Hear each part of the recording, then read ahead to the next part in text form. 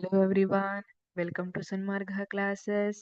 ಸಸ್ಯಗಳು ಮತ್ತು ಪ್ರಾಣಿಗಳ ಸಂರಕ್ಷಣೆ ಪಾಠದ 6ನೇ ಪ್ರಶ್ನೆ. ಕರ್ನಾಟಕದ ಬಂಡೀಪುರ ಮತ್ತು ನಾಗರಹೊಳೆ ಇದಕ್ಕೆ ಉದಾಹರಣೆ ಅಂತ ಕೇಳಿದ್ದಾರೆ. ನೋಡಿ, ನಾಗರಹೊಳೆ ಮತ್ತೆ ಬಂಡೀಪುರ. ನೋಡಿದೀರಾ? ಬಂಡೀಪುರ ಅಭಯಾರಣ್ಯ ಅಲ್ವಾ? ಅದೇ ತರ ನಾಗರಹೊಳೆ ಕೂಡ. ಹಾಗಿದ್ರೆ ಇವುಗಳು ಯಾವುದಕ್ಕೆ ಉದಾಹರಣೆ ಅಂತ ನೋಡೋಣ. ರಾಷ್ಟ್ರೀಯ ಉದ್ಯಾನವನಗಳು.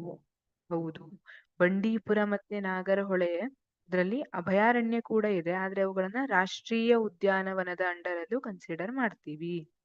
ಮೀಸಲು ಜೀವಿಗೋಳದ ಪ್ರದೇಶಗಳು. ಹೌದು, ಇದು ಮೀಸಲು ಜೀವಿಗೋಳದ ಪ್ರದೇಶ ಕೂಡ ಹೌದು. ಎರಡೂ ಆಪ್ಷನ್ಸ್ ಸರಿಯಾಗಿದೆ. Option C, ಪಕ್ಷಿಧಾಮಗಳು. ಪಕ್ಷಿಧಾಮಗಳು ಅಂದ್ರೆ ಹೆಚ್ಚಿನ ಸಂಖ್ಯೆಯಲ್ಲಿ ಪಕ್ಷಿಗಳು ಬಂದಿರ್ತವೆ ಅಲ್ಲಿ, ಸಂತತಿಯನ್ನ ಮುಂದುವರಿಸ್ಲಿಕ್ಕಿರಬಹುದು, ಮೊಟ್ಟೆಯನ್ನ ಇಟ್ಟು ಮರಿಯಾಗಿಸ್ಕೊಂಡು ಹೋಗುವಂತದ್ದು. ಈ ಎಲ್ಲ ಕಾರಣಗಳಿಗೆ ಆ ಜಾಗಕ್ಕೆ ಪಕ್ಷಿಗಳು ಬರ್ತಾವಲ್ಲ, ಅದನ್ನ ಪಕ್ಷಿಧಾಮಗಳು ಅಂತ ಕರಿತೀವಿ.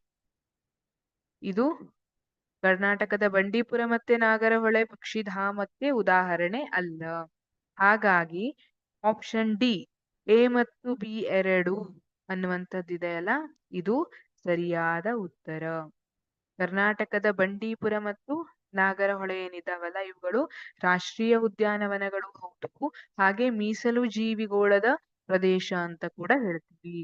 ಇಲ್ಲಿ ಸಾಮಾನ್ಯವಾಗಿ ಹುಲಿ ಹೆಚ್ಚಾಗಿ ಕಂಡು ಬರುತ್ತೆ. ಇಲ್ಲಿ ಹುಲಿ ಅಭಯಾರಣ್ಯ ಕೂಡ ಇದೆ.